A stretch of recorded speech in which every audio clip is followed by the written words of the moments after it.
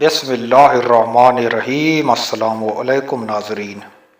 वो अजीम बादशाह जिसने पूरे सरज़मीन पर हुकूमत की, जिसके हुकूमत के सामने सिकंदर आज़म और चंगेज़ खान की हुकूमत भी छोटी दिखाई देती थी। ना सिर्फ इंसान बल्कि जिन, हैवानात और तमाम मखलूक़ात के ताबे थे। मोहतरम सामीन, आज की हमारी मौजू अल्लाह के उस अजीम पैगम्बर और बादशाह की पुरअसरार वफ़ात का मुकम्मल वाक़या है, जिसे तारीख़ सुलेमान इब्न दाऊद के नाम से जानती है। अल्लाह ताला ने हज़रत सुलेमान को बेमिसाल हुकूमत और सल्तनत अता की थी।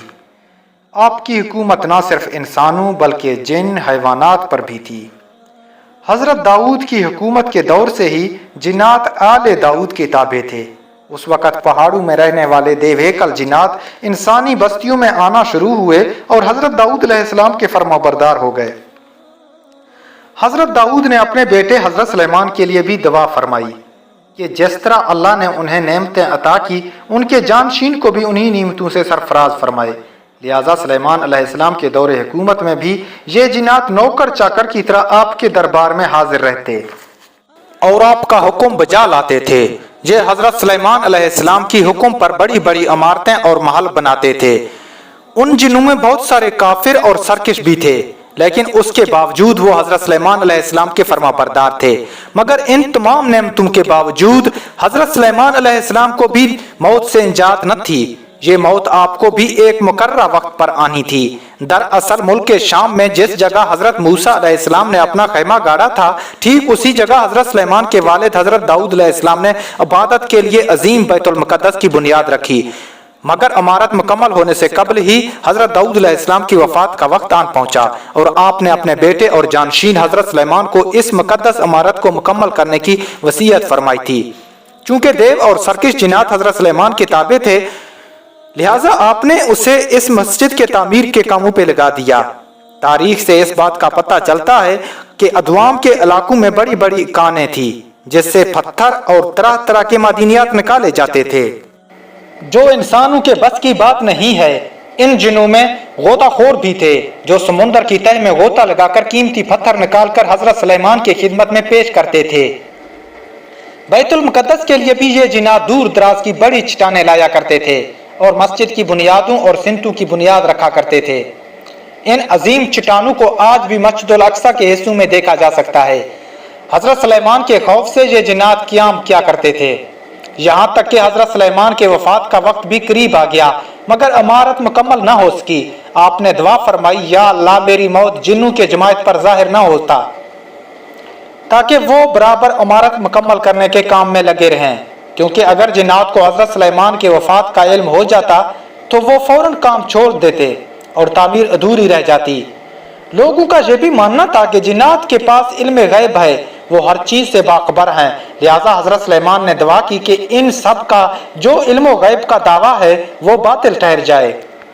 हजरत सुलेमान ने मालिकुल मौत से कहा था कि मेरी मौत का वक्त मुझे कुछ अरसा पहले ही बता देना।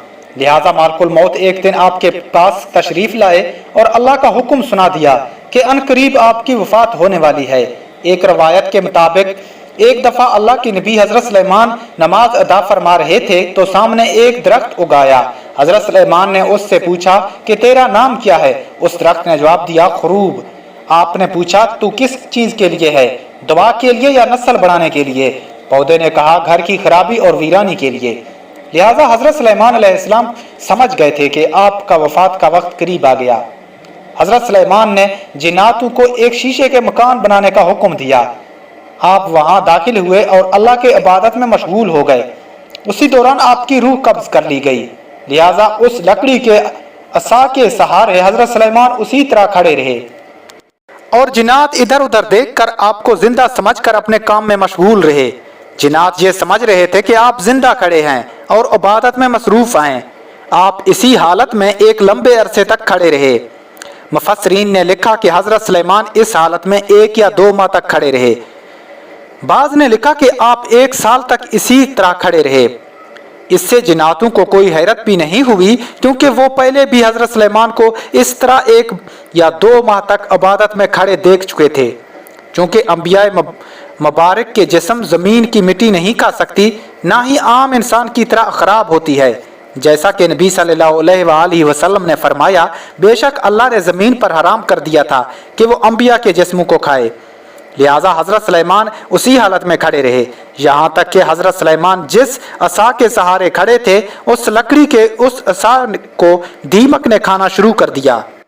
आसा आखिर कमज़ोर होकर टूट गया और आपका जिस्म मुबारक ज़मीन पर आ गया। इस वक्त जिन्नों की जमायत और इंसानों को इल्म हुआ कि आपकी वफ़ात हो चुकी है। हज़रत सुलेमान अलैहिस्सलाम के वफ़ात के इस अजीब वाक़े ने इस चीज़ की भी हकीकत खोल दी कि खुद जिन्नात को भी पता चला और सभी इंसान को भी कि जिन आलिमुल गैब नहीं है, क्योंकि अगर उन्हें गैब का इल्म होता तो हज़रत सुलेमान अलैहिस्सलाम की मौत से 1 साल कबल ही वो जान चुके होते। फिर जब हमने इस पर मौत का हुक्म भेजा, जिन्नों को उसकी मौत न बताई मगर ज़मीन के दीमक ने उसका असा खाती थी।